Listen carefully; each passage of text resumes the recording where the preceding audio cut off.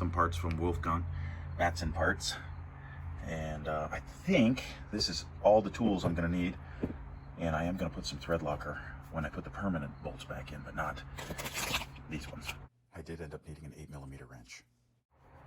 I'm going to take off the windshield to install Wolfgang's parts.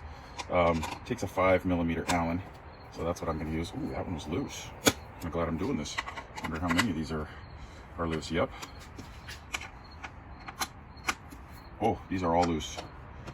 I've been riding for a while, so since I put this new screen on. This new screen is great. It's just not quite tall enough. I think I need like 2 inches more sometimes to be perfect. So I think Wolfgang's part will be perfect. With those 4 Allen bolts taken off, this is what we look like. I'm gonna do a quick clean. Now, here's where and why I'm gonna use the thread locker. I'm just gonna use it as I attach Wolfgang's part here and up here, because these ones won't be moving. And those were so loose last time that I would really hate to lose my windscreen or have them vibrate out while I'm on a trip. My brother actually lost the top part of one of his windscreens one time on our Alaska trip, and he was able to catch it while he was driving, which is crazy, but I don't want to do anything like that. So, thread locker. I'm just loosely putting these into place first with the Loctite on the back of the bolt.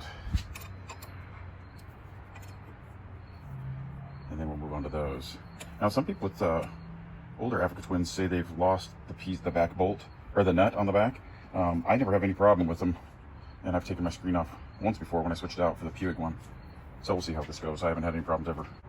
The top ones are a little tighter fit, so I suggest putting one in but leaving it loose, and then when you have to get this one lined up, you can kind of just flex it because it's in a rubber piece back there.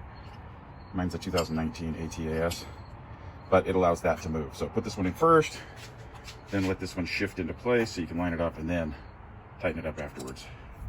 Okay, now on the lower one, I have this one moving around and not tightening up, and it's spinning as I try to tighten it. So I'm gonna pop this whole thing off and see what I got going. All it was this thing had popped down. It needs to pop up there, and then it locks into place. So I put some more Loctite on there, put that sucker back on, and we're good.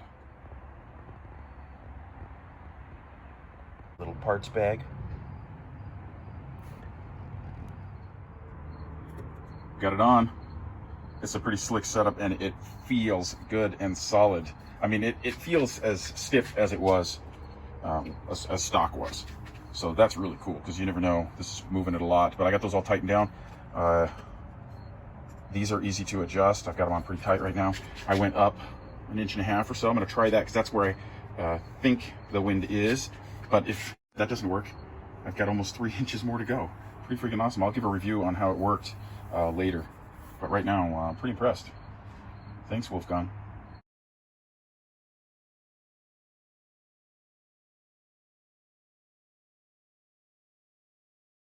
It ended up that I wanted to use the 2 nuts that came with the extra parts, and I put them on the back of the top bracket, just as a secondary way to ensure that nothing can come loose up there.